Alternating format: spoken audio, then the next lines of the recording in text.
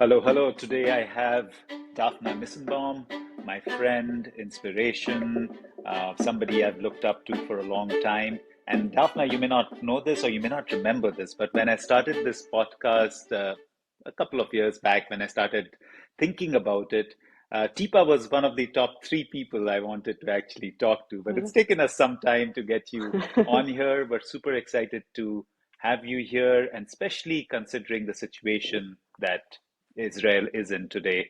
Thank you for taking the time and joining us. Shalom. Shalom, and thank you, Ved, for the opportunity. We know each other for years. It's been a pleasure working with you, and I'm glad we got to this point that we actually recording our conversation. Yeah, super. And of course, it's always nice to have somebody you know for a while because, we've had a few conversations in the past. But what we have not talked about, and I'm going to start there, is your growing up. Tell us more about, where you grew up and what your influences were that you think today drive your career. It could have been family, it could have been the situation, but the things that you can think about from your childhood as you were growing up, especially in terms of packaging. Are there incidents that come to your mind? Okay, yeah, it's I have background that is not connected to packaging, so I can't say that packaging was something I dealt with all my life. But I grew up as an Israeli child in a country that was relatively young country, still is, going through times that sometimes difficult times through and stuff like that, which actually gets us people, the Israeli people, to understand that we have to take care of ourselves. Plus, joining the army at the age of 18, both men and women in Israel have to serve in the army, and I was recruited to a kind of an elite unit that deals with software for and then I joined the Navy. So actually, I served the army for more than 6 years, and that was very important part in my career and in my life. Um, and so I grew up understanding that we have to shape our lives here and make sure that we have that we do the right things, both on managing our lives and the country, and plus learning that there is no. You have to find out a way to get the yes. You have to, sometimes there are walls that you have to pass, and there are walls, but you have to find a way to pass. And as young people take great responsibility on things that we do, I had to do the same.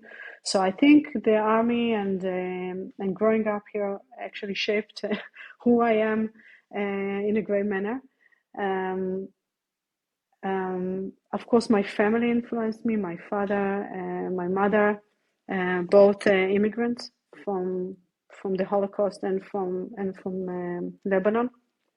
So also that their life stories, and then life is beautiful and good, and we lived it very nicely. And since I had children, I understood that we have to take care of the whole world as well, not just where we live. And and during my whole career, I was looking to do something that is significant in life, and I did. I did both. I was a software engineer. I served in the army as a software engineer, and then joined a commercial company and worked in the software industry for several years. And then decided to do something else with my career. So I actually managed a research center on capital markets, risk management in capital markets in the biggest private university here in Israel. And then I decided to do something by myself. That was the time And I wanted to do I'm going to something. stop you here because I want a whole Okay, section on how you started TIPA. But okay, that's okay, okay. wonderful, like you saying that children, you're so right, children influence so much. And of course, it's interesting to hear about your adamance coming from serving in the army and those influences. But what made you go towards economics and computer sciences? Because I agree with you, they're very different from what you do today. Was there a particular reason? And then you also went ahead and did an MBA. I think that was, I guess, post the army. And tell us more about what influenced the first decision of subjects, and then what was on your mind when you decided to do a management postgraduate degree. So actually, as a child, you can say if a child is good at this or that, or the way our brain works, and and I was told that I'm good at mathematics, and I was, and the teachers and others recommended to my parents to send me study computer science. So I did, because I was told to do that. And I was fine. And then the army actually recruited me to do computer science at the army as well. So that's my career in computer science. And then it was very interesting for me to learn economics. So I did my BA during serving the army, during my service. So there was my BA, computer science and economics. And then I worked for several years in the computer science industry, and then decided to go and study MBA because I wanted to be smarter. I don't know why. It was just interesting for me to learn more about business development and stuff like that. Actually, it opens your eyes. It was very interesting learning the MBA that I did. And actually, during the studies, I decided to leave the computer science industry because it opened my eyes in a way that I said I want to do something else now. So I decided to leave my job then and the software company, and I didn't know what to do. I was pregnant then, but and studied my MBA. And actually, my professors offered me to manage the. This is area center for risk management in capital markets, and so I decided to take that position. Was there for several years, and then decided to do something by myself. And I'm stopping here because you're going to Yeah, ask me. perfect. Yeah, so it's actually really refreshing to hear because I come from a country where everybody becomes a computer science major, literally. It's like full Yes. of technologists and computer science majors, of course, running so many companies across the world, as Indians. But it's refreshing to hear, and I see even people in the packaging technology area or pulp and paper, which is my background, they do that, their program of engineering and then join computer science. So it's really nice to hear somebody who did computer science and decided, okay, not for me, and come out and do something else. And of course, that lands me well into the question of how did TIPA happen? Like you working in computer science, then working in a university, and then of course something must have triggered that. And of course, I met Tal Newman earlier. How did you guys come together? How did you meet? How did the idea spark? And how did that result in TIPA being formed? Okay. So, I always had this dream to do something by myself. But and I read a lot. I read a lot about people who succeed and by great successes and stuff like that. I learned I learned a few things, but one of the things that I learned is that there are people who try, like the average number of people who try to open their own business until they got to succeed was 9 times, I think, or something like that. That's one of the things. And the second one is that the greatest inventions are just under your nose. You just have to open your eyes. And I think that influenced me the most because, intuitively, I could I could initiate a software company or something that deals with software and economics because that's my background, right? That's the most intuitive things for people like me. But I said to myself, no, I read a book about the Great Innovation. I said, no, open your eyes, look what's going on. And then one day, and not just one day, a few days, I had kind of discussions with my children around the plastic bottles they used to take to school, and other packages, and asked, what do you do with your packages? And was kind of starting to hear discussions around plastic packaging. And I knew, look, it was 12 years ago, but I knew that that plastic is not going anywhere. It actually stays around us, and the discussion around the bad part of plastic, or the damage that it makes around to the world, was just starting. Was really, really starting. But I thought to myself, okay, so let's look at that. I went out jogging, as I do every morning, and I said to myself, okay, so we pack food with plastic. What would be, let's think from scratch. Let's say there's no packaging today. What would be the most intuitive way to pack food? And the first thing that came to my mind, and I remember where I was, on the road where I jogged, was an apple. Because I know when we eat an apple and we throw the residuals to the waste bin, it just disintegrates and biodegrades by itself, right? So, in continuing this thought of what's the most intuitive way to deal with waste, actually, I realized nature also packed. Nature packed the oranges, the lemons, etc., etc., the apples, etc., etc. And nature works with compostable packaging, because once we peel the fruit, so the peel goes into the organic waste stream and disintegrates and becomes compost, fertilizer, right? Naturally. And there was the inspiration.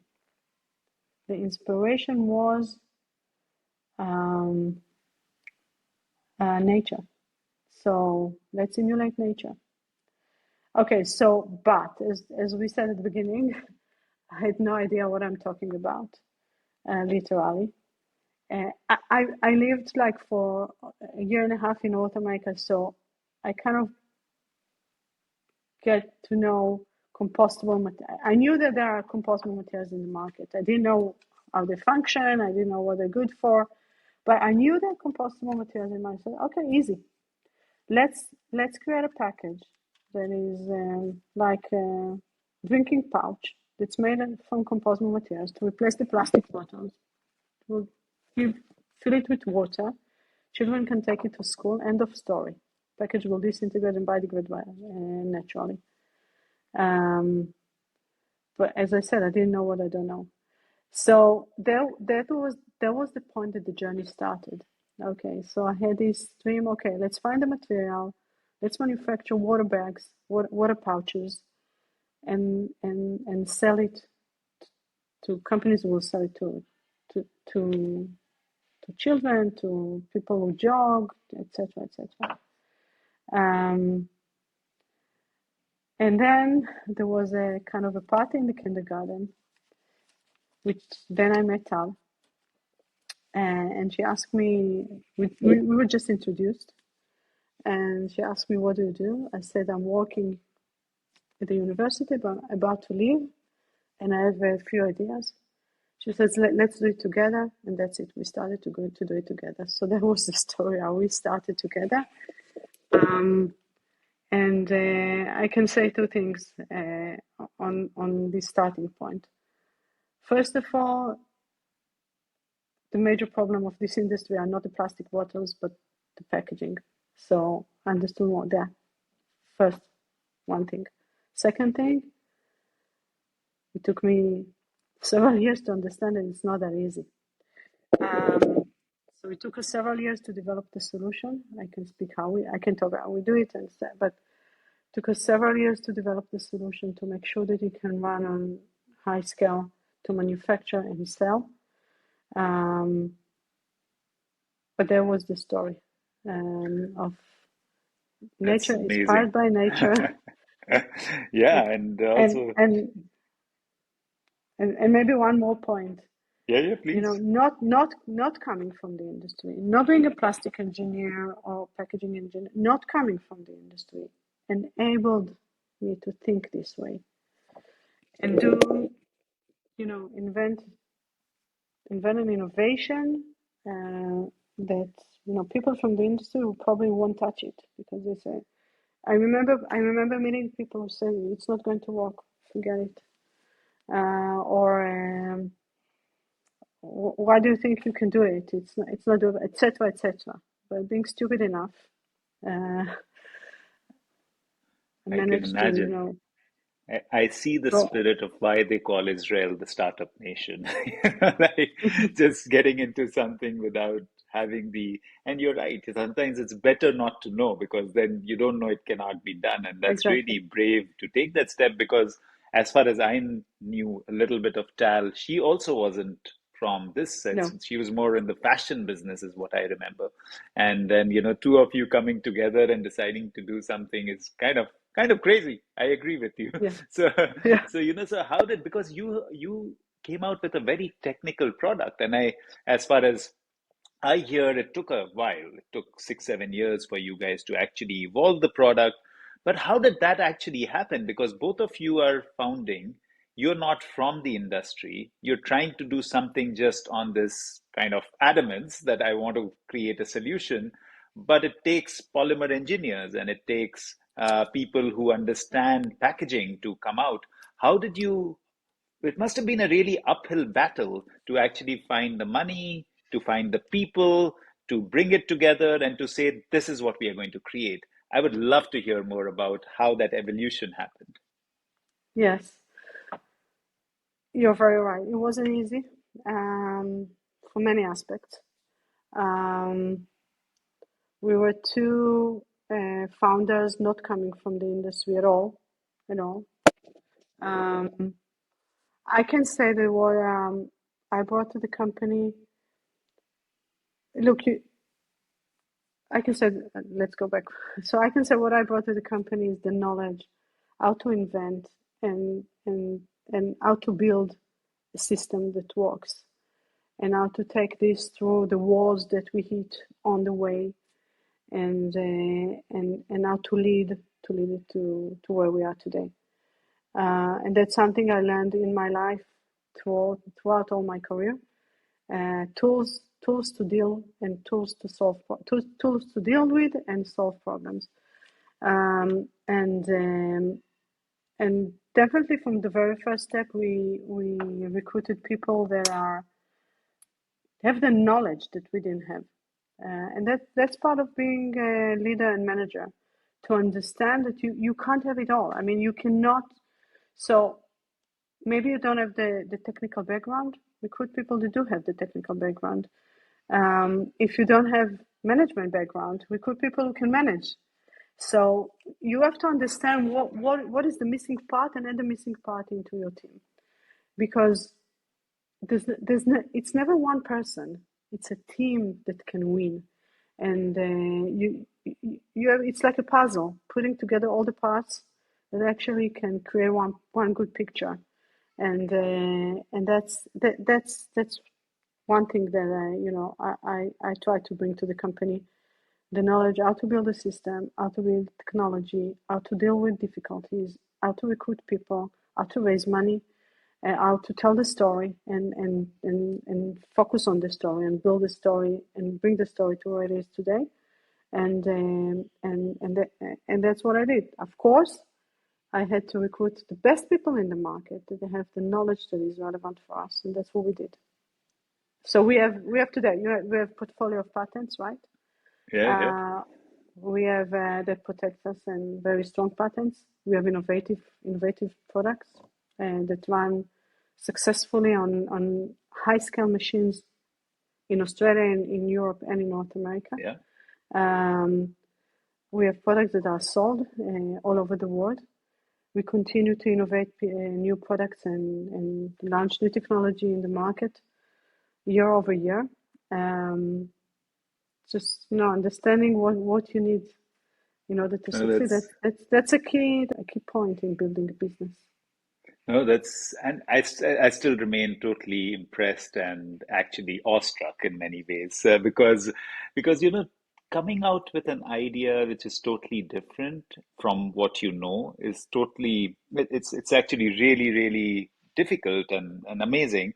One thing I want to pick your again just staying with the background is that ultimately I presume you would have invested a lot of your money, maybe Tal brought in some, but you're stepping into an unknown territory just with this dream.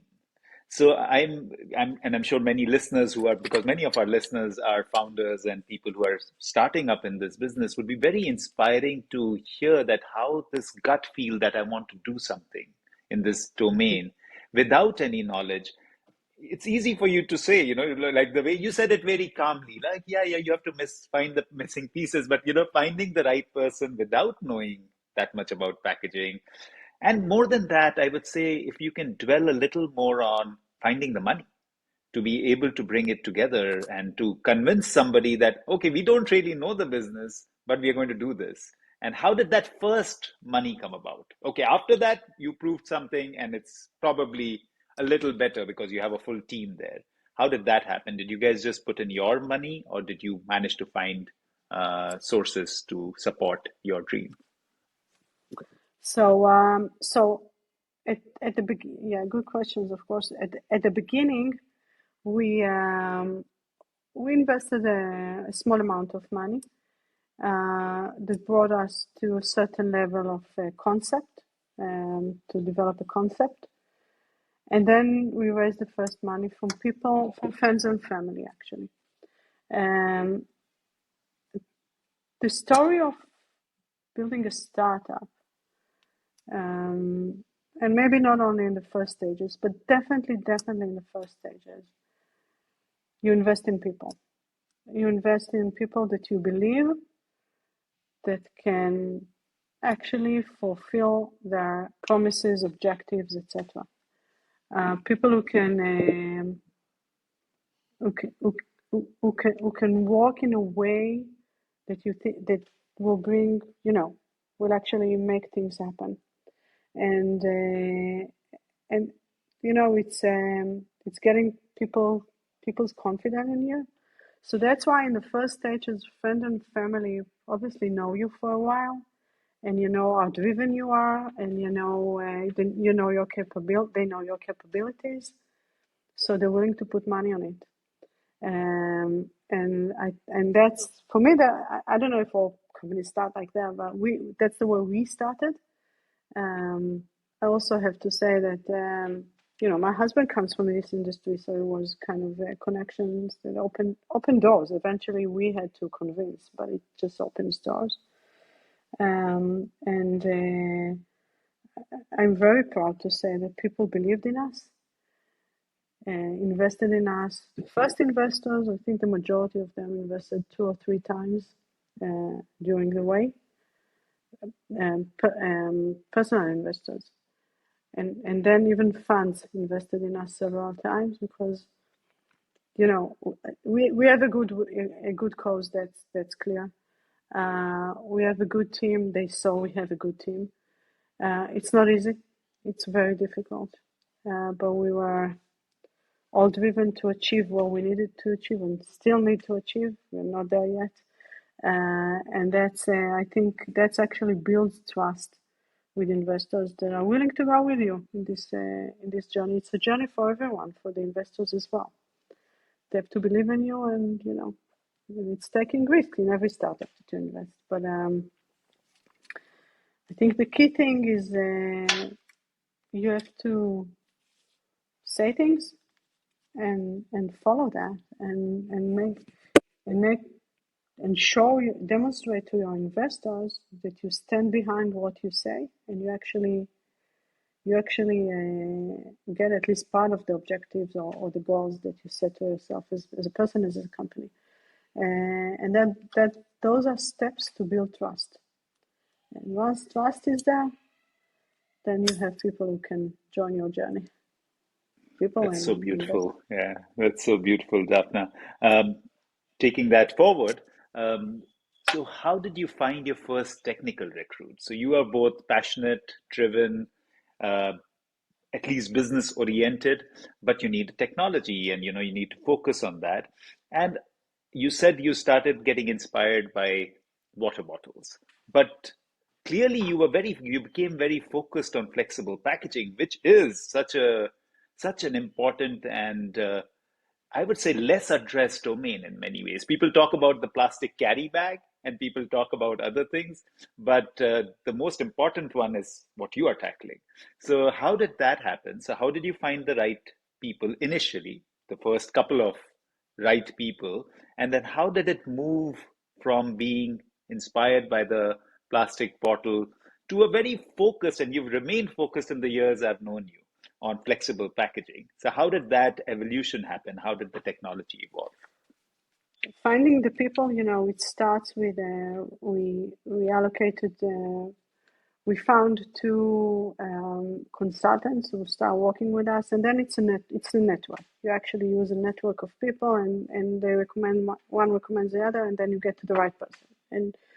And you start working with the person, and if he or she suits you, or for a period of time, and then you recruit more people or change or whatever. So it's mainly word of mouth from knowing people. So it's using network of people, and that's how we got to the right people we were looking for. Um, and um, and one of the things that is very important in developing a product and a company is being flexible. So being flexible but focused. So yeah, we have a mission. We have to focus on our mission. That's it. Period. We have a mission to solve flexible packaging. We stick to that. We don't change every day what we do. Although we had opportunities on the way. Please develop bottles. Please develop this and that. No, we focus on flexible packaging for the food industry. That's what we do. Otherwise, we get crazy, with all the requests that we had. So we focus on that. We chose to focus on the food industry because the main problem lies there. The main, I mean, the most um, damaging industry in terms of using plastic packaging is the food industry. Number one contributor to plastic waste. So this is the problem, right? So we have to solve the problem. Let's stick with that. Let's focus on that. So that's where we focused, and we focused on compostability. We had many opportunities on the way, and even advices from people who know the industry who said, so you don't have to be 1% compostable, do 50% compostable, 50% bio-based. What's the problem? What's the problem? The problem is that it doesn't suit the end of life, right? It cannot be collected into the organic waste stream. That's the problem. Yes, but you will sell more because, people will buy it. I said, yeah, maybe they will buy it, but it's a lie. And I'm not producing lies. So stick to the core purpose of the company, even if it's threatening, I don't know, the future of the company. But that's what I chose to do, still choosing to do. So we focus on flexible packaging. We moved from bottles because one of the things that we understood is that bottles are made from one raw material, which is PET. And if there's one product that can really be recycled, it's probably water bottles. So we understood that pretty fast and said, okay, so the target is not just replacing bottles, it's actually replacing all the flexible packaging that is out there that cannot be recycled, or the recycling rates are so poor that obviously we need a solution there. It's 4% or something like that. So that was the transmission from here to there. So that's really music for my ears, Daphna, because you tackle something which is, I think, the most difficult component of what we are all trying to tackle, which is flexible packaging, because it's multi-layered. You mentioned You were kind. You mentioned difficult to recycle. I think it's ever, hardly ever recycled, or and definitely will probably stay for 100,000 years. So it was a hard nut to crack. And why did you choose flexible packaging? Was it just your passion around this idea?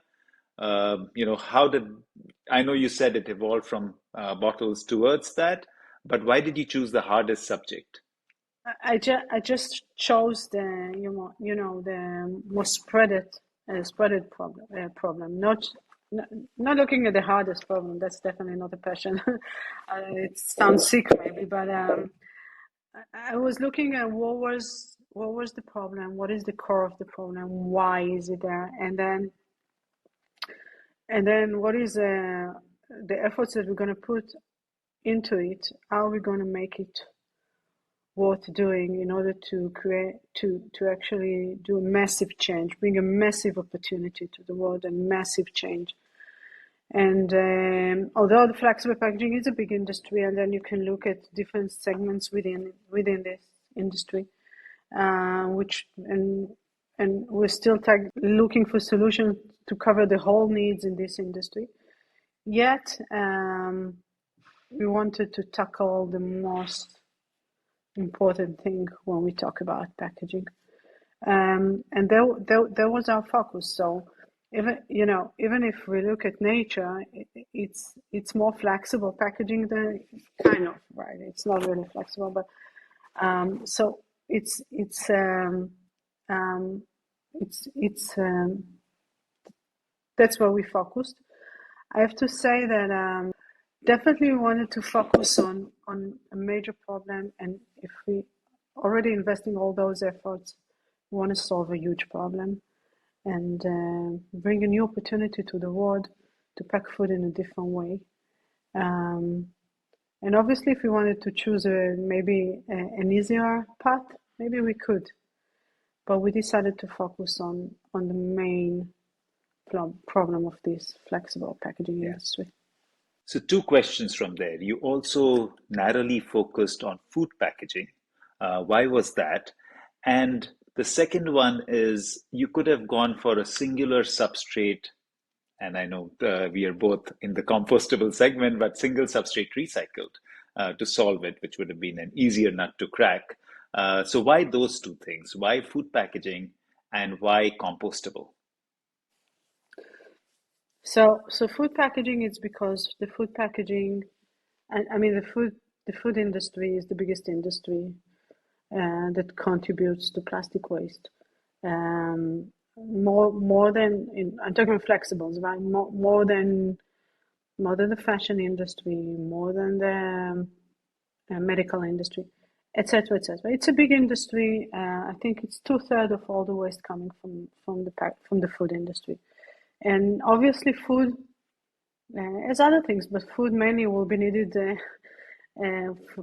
forever. So, and we're really looking into if we can eliminate packaging, let's do that. Wherever we can avoid using packaging, let's try to do that. If we can use a package that is reusable, let's do that. Let's do whatever we can do in order to reduce the amount of packaging that we use. But obviously, the way we consume food today, we will need packaging forever. So in Europe, we consume food that was manufactured in China or in Japan or in North America, and vice versa. So we ship food all over the world. We need food to have a decent shelf life, so we don't have too much food waste, etc., etc. So obviously, packaging is needed.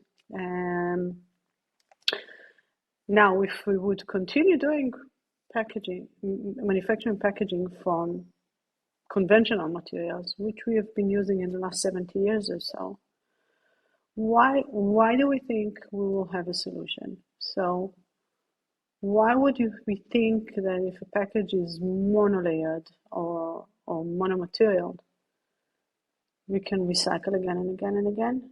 I don't think it can happen. There are two things. We're using materials that are very strong and can last forever. We know that, even as waste, lasts forever. But at the same time, we all understand that the recycling system is kicking the can down the road. So maybe there are product packages that can be recycled once, maybe twice. I don't believe so, but let's say What then? What will happen after that? If you go compostable, the solution is in the materials. The solution is in the raw materials. The raw materials break down. The raw materials can be eaten by bacteria. This is the solution. We're not depending on any other process. Or, of course, the best solution will be the package will go into a compost system, and then the whole package together with the organic waste will turn into compost, and then we have wonderful new resource or a new material that can be used in the industry of growing food. And that's really well said in terms of compostability. And you're right, as if we really try hard, it'll be a few times that it'll be recycled, and recycling rates are 6-7% at the best, and most people don't do that. And taking it further in terms of substrates, when we met initially, I remember this was 5-6 years back. You were mostly using a petroleum derivative, but you've moved from there, and you've moved towards what your website says is about 80% bio-based now. That's a huge shift. So I know that the first part was to crack the application. And then you've also gone and tried to crack the raw material. So tell us about that journey, like first starting with the petroleum-based raw material and then moving slowly to a bio-based. And I'm sure with your heart at the right place, that basically happened for reasons of also making sure that the raw material base is renewable. But how did that transpire, and how difficult was that journey? So actually, I think it's a transmission. I know it's a transmission that the whole industry, all the compostable materials industry is going through. For us, the main thing was to solve the end of life problem. So the main problem with packages, with plastic packaging, is not even the carbon footprint. That's not the main problem. It's not the resource. The main problem is the end of life, because once we use the plastic package, it will stay here, for hundreds of years around us. If it's in landfill, if it's in the ocean or any other places that we don't want to see plastic waste there anyway. But that's the main problem, the end of life. So the first thing is to tackle this problem and to solve this huge problem of the end of life of the package. What happens to the package right after we used it? We want to see it disappearing, vanishing. It won't happen. The opposite. Today it will last forever. In order to solve that, and that's the first criteria, solve the end of life challenge. Is the solution for that is only using compostable materials and making sure that the package that we use is 100% compostable, which means it can go into the organic waste stream. That's the first thing, and we can't give up on that. So you're right. We cracked that to make sure that we have a solution is 100% compostable, and that's what we did. Doesn't matter what materials we used. We sourced raw materials from the market, and we sourced the materials that were in the market that time. I'm glad to say that the industry evolves and develops, and we have more suppliers today and more offering today of different types of raw materials and different types of products, and the raw materials providers that we work with. We keep looking for more bio-based content in the raw material, because bio-based there are certain properties that bio-based materials are good at, and there was the shift that was done, of course, with our suppliers, to more and more bio-based raw materials. It's not totally depends on us. It depends also on the raw materials manufacturers, or mainly on the raw materials manufacturers, but definitely we reflected to the companies that we work with on what is the market need and what is the market looking at. I just want to emphasize one point. If a raw material is bio-based, but it's still conventional plastic, we didn't solve the problem. First of all, it has to be compostable, and then maybe a better position is bio-based. For some companies, it's not a better position. It's fine for different reasons. But the main goal is to be compostable, because this is the solution to solve, as I said, the lasting forever plastic waste. Absolutely. And do you tend to focus on ensuring home compostability, or are you okay with industrial compostability at this stage in your products? We focused on home compostable solutions. We have both, but we focused on providing home compostable solutions both in films and laminates and multi-layers, etc., etc., because we want to have the ability to ensure that the package can be composted in several ways or several mechanisms. It's the same mechanism, but just a bit different conditions. Home compostability reduces the reliance on the collection system, on governments, right?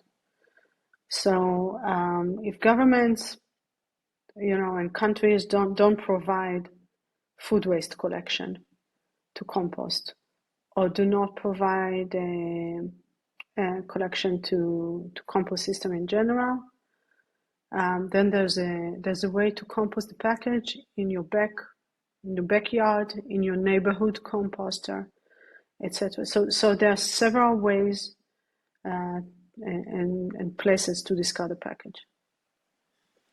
Yeah, I agree. And sometimes, you may not compost it, and if it's thrown, then at least eventually it'll break down and go Yes. back into, soil and enhance the soil, hopefully. Um, the you moved from petroleum to bio-based. How does that impact cost? Is that a huge cost addition for you, or are you able to manage the costs so that you can still be more competitive in the market? Yeah, actually, it's the same thing. The involvement of the industry, of the compostable materials providers industry, actually increase the numbers of players in the market and competition. That's what competition does, actually reduces pricing. So we're not in, we're still in relative low capacity to conventional plastic, that's for sure. And there's still a way to go there. Still, there's a price difference, not a huge one, but there is a price difference. And actually, we've been lucky enough to stay with not increasing or with the same prices uh, as we started, and even reduce pricing as there's more variety and more offering today in the market. Yeah, superb. And that reminds me, we were in a joint meeting recently with a big consumer, and they were amazed, right? Do you remember the Yes, reaction? It was literally like when you said the price and when you showed the material, they were like, wow, like the eyes right. sort of literally became open, which is for me personally, it was just so wonderful to see with all your effort and years of you kind of Thank staying you. with it. But when I say, when I'm seeing there is a certain pattern in terms of I find really great customers that you're servicing, and they're very niche. And of course, I guess they have been wanting to stay with you and become more compostable in their branding as well as their product. So how do you see that? Do you purposefully focus on niche customers, or are you starting to transition to more large scale customers as well? And because you've been in the business for so long, what's your guidance to people getting Mhm. in? Should they actually run after the biggies, or do you think a niche customer is more easier and sustainable in terms of long-term partnership to tackle? So it's launching a totally new product. It's not just a package type or package shape. It's a package that's based on new materials. So, and the package role is to protect the goods, provide a shelf life, protect it through the supply chain, etc., etc. So, launching new materials, it's a challenge by itself. Because how can you find the first company brave enough to change the package, their package into a different package? new materials, something that the industry doesn't really have a history with. So that's how we started. We started with smaller clients who are more brave and are more willing to take innovative steps, to adopt new technologies and to bring, totally new products to the market and gain points on that. So we started with small, very, very small players, and then grew up ourselves and with the market and with the type of clients that we deal with. We are not in the mass market yet. We're on the way there, but we are not yet there, and that's a process. If we look at the adoption curve, new technology adoption curve, it's like a bell. So at the beginning of the curve, it's very low and moves very, very slow, and the growth is very minor. And then the curve starts to raise, and there's more and more players joining the new technology or the new trend. So we are on the way. We're not there yet. So we're working with bigger clients today. I'm happy to say. Looking to grow from there to the even bigger clients, and that's in process. And there's still work to do. Anyway, the market is huge, and we have a lot to do, but it's definitely a challenge. And as we see more and more players coming in, it actually encourages other players to join as well. So it's a process. It's a revolution, and revolution doesn't happen in one day. That's true. Not even in 1 year. Yeah, it takes time. Yeah. Yeah. And what about when you look at products? Do you find that there is a sweet spot that these are the kind of products that you're able to crack first? And it could be snack packaging or chocolate packaging, whatever, you may be more specific on that. Have you found over time that this works? I know you have an excellent Ziploc system, which is also rare in compostable packaging.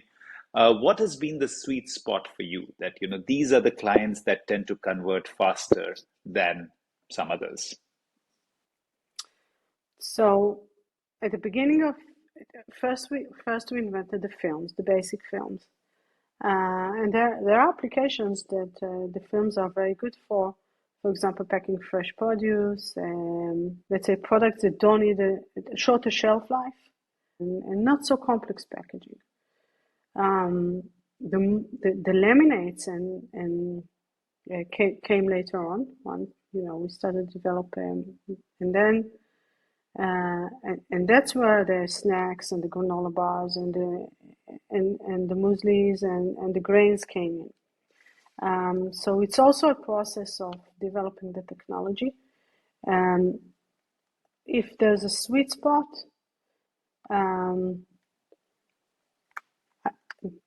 the laminate. First of all, we launched this year high barrier film. So high barrier films, just to explain, it's a film that provides longer shelf life, prevents from water, vapor, and oxygen to come in and out from the package. And that actually, it's crucial to sensitive products to moisture and oxygen, and that's the majority of the dry foods, snacks, frozen food, bread, etc., etc. So we have a new product which is a winner. It's a high barrier film, very emulates almost totally the conventional plastic, which that's the holy grail of the industry. And we actually launched that film this year with a big demand and big promise for us. And that actually also enables us to provide perfect laminates solution, thin solution based on our latest technology, and that's a sweet spot to the whole industry. Because if we look at the flexible end industry, the laminates are actually films with several layers of films in one film, actually blending few materials together in one solution, and that actually It's the major problem of this industry. Those laminates cannot be recycled at all. Zero recycling options almost, and that's definitely a breakthrough from our side. That's so wonderful to hear. And you mentioned, as you were speaking, the barrier properties. And I know that that's a huge challenge, especially in case of moisture barrier or water vapor transmission rate, WVTR, and that's the term you mentioned. How difficult has it been for you to solve that challenge of getting the WVTR right? And the second aspect, along with that, is that I find that the customers are always comparing, and you mentioned that as well, with what they're using.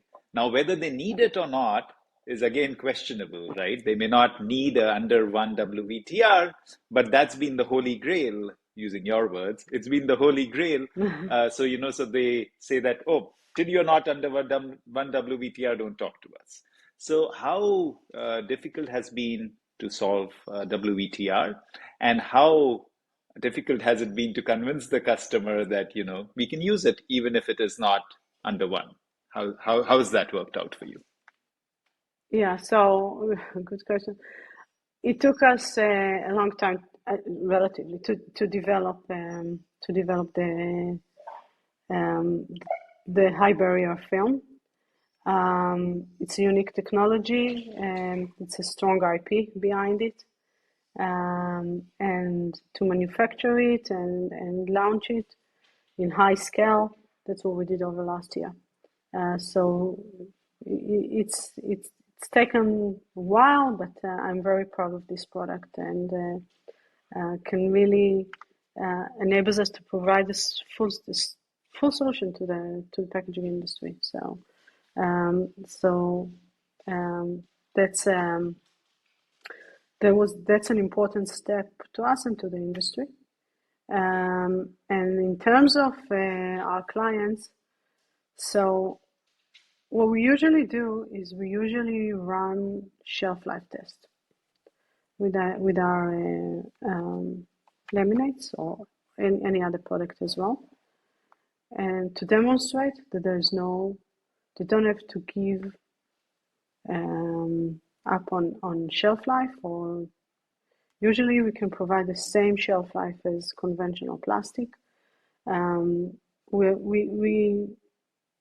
can provide a very low barrier these days in laminate structure that can actually meet the conventional plastic targets as well. So sometimes the customers need to give up a bit, and they do it gladly because they gain a huge advantage on the front of sustainability, um, and sometimes they don't need to give up at all because it's the same solution. They don't need what more than what we provide.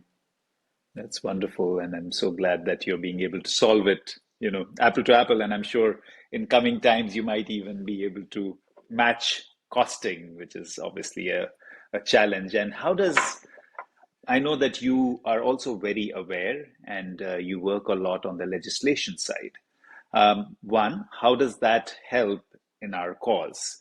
And the second part is that it's tough for smaller companies, relatively smaller companies like ours, to be able to really influence. So, how do you go about those two aspects? We are a small company. We cannot really influence legislation.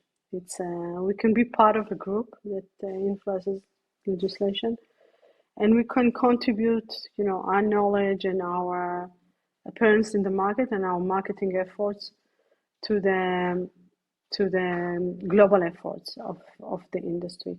So it is very important to work tightly with the industry if we want to change, to move a needle. And we did so in several cases. And legislation, there's a lot to do there. We cannot do it by ourselves. What we can do, we can provide the technology, we can demonstrate the technology and make sure that as many brands as we can use the technology and actually shows that there is alternative. and we need to push this alternative forward. And once there's more and more appearance of the technology in the market, then it starts to be legit by governments as well, lawmakers. We do work with in several territories with legislators, with bodies that influence the governments. There's a lobbying changing in general in the packaging industry in Europe, and other places. Each place works differently. In Australia works differently, and North America works differently. So we do what we can. We don't have tons of money to invest in it, but we do what we can. And I always say it's like David and Goliath. You have to do the right thing and shoot the right stone in order to win the battle. This is also part of the process of what we do day by day. For example, like this interview, right? Like this podcast. That's what I do day in, day out, to spread the idea, to say, hey, there is a solution. Maybe some people want to hide it because they want to continue to do what they do. But we have to understand that there's alternative, not just ours. There are alternatives, compostable alternatives in the market. And if we as consumers and as brands will push to use different materials, maybe we can change the future of this industry. Or maybe we will. And David and Goliath is such a good example because you are facing a huge plastics lobby which talks about recycling. Of course, we know the reality of that, but there is that idea that is being pushed that we will recycle more and more, and I'm sure that's a huge challenge. Now, when it comes to manufacturing practices, how are you enabling that to scale? And what is the plan there? I know that you are growing in US. You've got a solid team here. I know you've been in EU for a while. I know you've gone towards Australia, and that will require you to sort of really bring in the forces in terms of manufacturing. How have you scaled that, and how are you looking at these markets so that you can push forward? It's I think. If you go back to the beginning of this discussion, it's maybe one of the benefits that I brought from my previous background. So I want to develop a technology that can be shared easily, widely, globally. There's in the software industry there's a phrase that says viral growth. So I wanted to see viral growth here. Now, obviously, it's not software, it's a tangible product. But in order to be able to spread the idea and manufacture it globally, decided to take this model from the industry I'm coming from, which is a fabless model. So from day one, the R&D team, made sure that we can run smoothly, easily, equally to conventional plastic on conventional plastic machinery throughout all the supply chain, from manufacturing the films to manufacturing the packaging to packing the food, etc., etc. So that's one thing.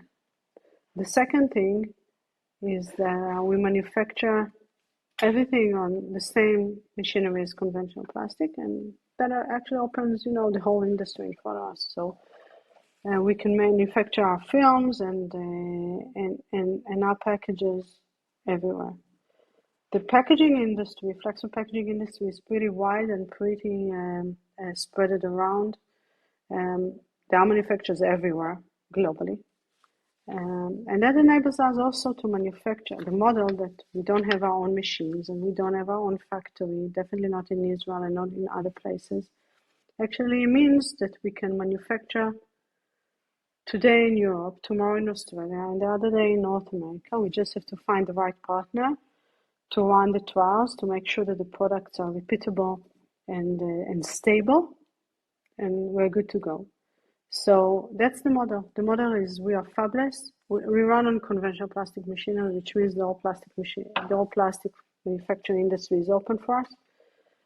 So there's no scale problems here, or scale limits. We can manufacture in each territory which we want to start working with, and we need to have the knowledge. We need to have to bring the materials, and we can enable any conventional plastic manufacturer. We offer, or we bring the opportunity for every conventional plastic manufacturer to manufacture our products, and that helps us grow virally. I like the idea of violent growth, and I definitely look forward to more and more of that from you. So, what about compounding, Daphna? Because Compounding. that seems to be the, like, again, though that's what you have developed over time, and I guess that's something you might want to remain, more close and with partners that are more long term. How do you look at that and expanding that? So we do that in several ways, but eventually what we do, we provide our materials to the film extruders. So it remains with us, the formulas. So we do it in one source, in two sources, etc., etc. We provide A, B, and C materials, and for our manufacturers, and that's how it's manufactured, the films. Superb. And I'm taking it towards closure. I'm very aware of your time and the time it is in Israel now. But looking at, you've scaled significantly and you've been there, you were one of the earlier people to come into this domain. And how difficult has it been to eventually fund? I know that you talked about the initial funding. How has that been, and how difficult has it been for you to keep getting diluted? How do you see funding, and how do you see it going forward? Will you need more and more, or do you think you are at a place now that you might be able to organically grow from here? So funding is never easy, never fun. It's a long, tiring, demanding process, in the beginning and later on as well for us. Um, it's I was never afraid about being diluted, because if you want to change a market, you need funds. If you need funds, this is it. That's the story. And we're here to make a change. And so we want to do it big and right. So we needed funds. Plus, I guess you know it from your experience. Developing a product in packaging industry needs time, needs a lot of efforts, manufacturing efforts, materials, heavy duty funding for developing a stable product that will be acceptable by the market. So we needed to invest a lot there. We needed to raise money for that. And since in front of my eyes, I only see the mission, so I'm fine with being diluted. Looking forward, I don't know yet. It's a bit too early to say. There were very difficult years in the last years, COVID time, the war in Europe, the recession, etc. etc. Very difficult years recently, which I don't have a clear picture yet. But if we need more funds, we'll do what's needed to raise funds, and hopefully, the market will get back on track, open the eyes, and adopt the right technologies to use, and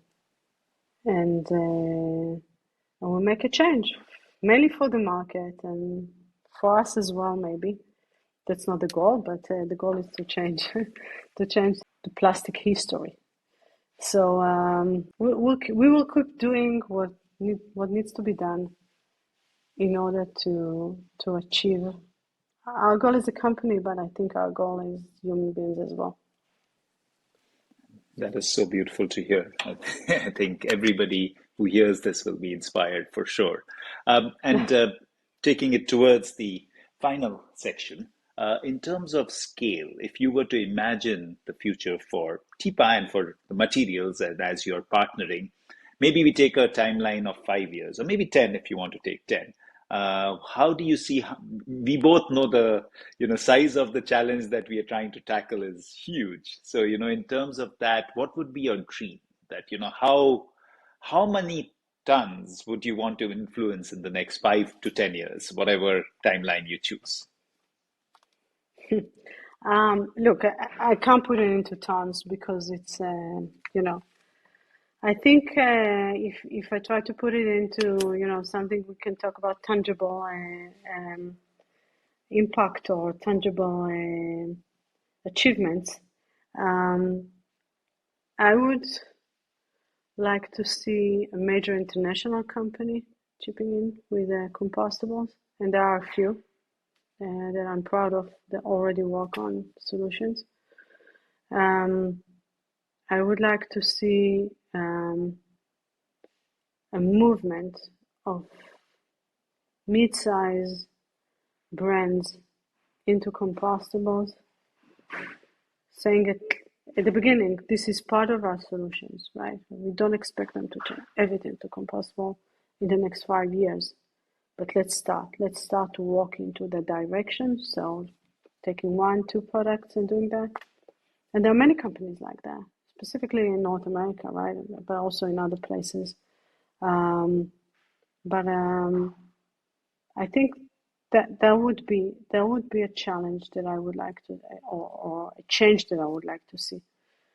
Brands, sizable brands, saying we're part of this compostable change with our packages, and every company that will do that will contribute to the right revolution in this industry. Um, and then I hope the legislators will come in because they follow. That's a good way to put it. I always think that legislation then market, but you're right. If there are bigger brands that come in, then the opposite will also happen because they'll see the proof in the pudding. Right, So I right, think that would right. be interesting to see how that transpires. And I like your idea of finding ways to, in order to scale, finding some big brands, because even one big brand creates a huge amount of Yes. tonnage, and hopefully that translates into quantity. In terms of market excitement, you've mentioned North America, you've mentioned Europe. What markets are you most excited about right now, and where are you seeing the most traction happening for materials and an interest that is moving towards compostables? So I can say that in the last, let's say, 10 years that I'm with TIPA, more than a bit more, was a major change in the world in terms of if we look at continents. Um, Europe was moving in the right direction and then it changed. Um, and North America, we see acceptance, high level of acceptance now. So things, we're not active in Asia at all, so I cannot talk about China or India or Japan. We're not there. We're mainly in Australia, in Europe, in several countries, and recently in North America as well. So it's only recently, but I can definitely say that I see level of acceptance, high level of acceptance in North America. I can see a change in Europe, which hopefully will change direction in the next few years. Um, but we just acquired a company in Europe, and we definitely see a growth there as well. Um, and I believe, I know, I know, and the industry knows that the appetite is with the younger generations. They perfectly understand what compostable packaging is. They're looking for solutions, but there are younger generations that are coming in now. So I think that as we move forward in time, the level of acceptance and the level of demand to see other solutions rather than plastic will increase and will push the brands, not just regulation, or definitely not regulation, will push the brands and the manufacturers to work rightly with the right solutions. And if you look at history, that's how revolution happened. It started with the people from the bottom. I say from the bottom. I think they're from the top, but let's say people from the pushing the industry to make a change. So that's definitely what I see. And I hope to see, more and more territories joining. How do you, and these are my final two. So, so how do you think that we should attract more and more of young talent to come into the industry? And what do you think, how do you go about it, to make sure that more young minds and bright minds and the people with ideas come into the industry and, of course, to TIPA? And what would your advice be to other companies that how should we create this pool of talent and bring them into the industry so that the industry moves faster? We do our marketing efforts in order to convince brands to join. We're B2B, so to convince brands to join the movement and the change. Of course, what we do influences other people as well. I think when you have a solution that is very intuitive and you can explain it in 2 words or 3 words or 1 sentence, this is it. The work is done in a very simple, quiet, intuitive way. We're using plastic today.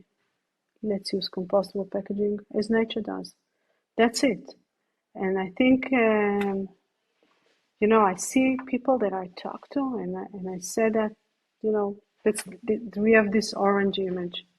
Then we say, orange uses compostable packaging. Why won't we? And people in a second understand what we do. And I think that's so powerful that actually that encourage people to follow the idea and to follow us. And they want to do something else. They want to use a different solution. So, I cannot give advices on how to encourage people.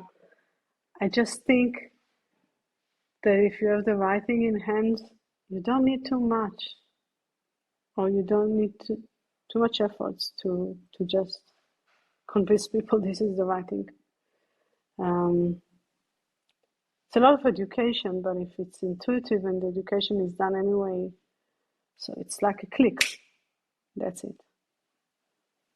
Superb. And as much as I would like to keep continuing this conversation, what is good garbage to you? What does it signify for you?